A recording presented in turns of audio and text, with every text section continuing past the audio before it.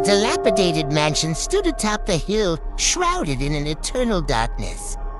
Its reputation had long been that of a cursed place, a house where the living dare not tread. The locals spoke in hushed tones about the vengeful spirit that haunted its halls, a restless soul consumed by a burning desire for revenge. It all began years ago, when the mansion belonged to the wealthy and influential Reynolds family. Samuel Reynolds, a man of great power and even greater arrogance, had amassed a fortune through ruthless business dealings.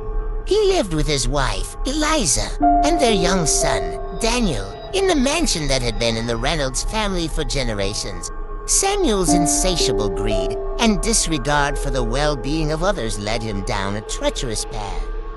He had exploited the labor of countless workers, leaving families destitute and broken. The anger and suffering he caused did not go unnoticed, and it wasn't long before the weight of his sins caught up with him. One fateful night, a group of these desperate and wronged individuals, driven to the brink, stormed the mansion. Their faces were masked by shadows, their voices a symphony of anger and vengeance. Samuel Reynolds met his end that night, his life extinguished by the very people he had oppressed. But the violence did not end there. In the chaos that ensued, a fire broke out, consuming the mansion and everyone within it, including Eliza and young Daniel. The house became a charred relic of the past, a silent witness to the horrors that had transpired. As the years passed, the mansion remained abandoned, a cursed place where the echoes of that tragic night seemed to linger. It wasn't long before rumors began to circulate about a malevolent force that now haunted the ruins, a vengeful spirit seeking retribution for the sins of the past. The locals told stories of chilling encounters, of whispers in the darkness, and of ghostly apparitions that prowled the mansion's scorched halls. It was said that the spirit of Samuel Reynolds, consumed by bitterness and rage, had returned to claim the souls of those who had wronged him. One by one, those who had been involved in Samuel's downfall met with misfortune. Accidents, mysterious illnesses, and unexplainable tragedies befell them. The townsfolk, in hushed conversations, spoke of the curse that had been unleashed upon the perpetrators of that long-ago crime. But it wasn't until a group of curious teenagers decided to investigate the mansion for themselves that the true horror of the vengeful spirit would be revealed.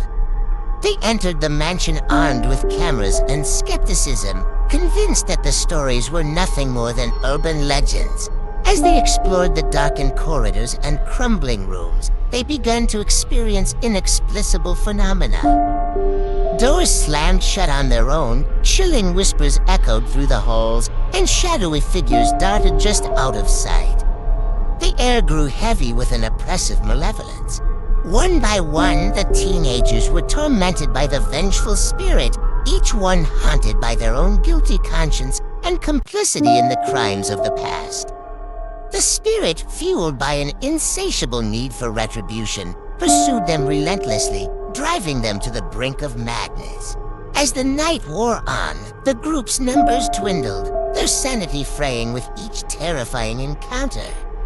They were trapped in the mansion, unable to escape the relentless pursuit of the vengeful spirit. It seemed that the only way to appease the malevolent force was to confront the sins of the past and seek forgiveness. But would the remaining survivors be able to uncover the truth behind Samuel Reynolds' downfall and put an end to the vengeful spirit's reign of terror? Or would they to become lost souls, forever bound to the haunted mansion, victims of a curse that could never be lifted?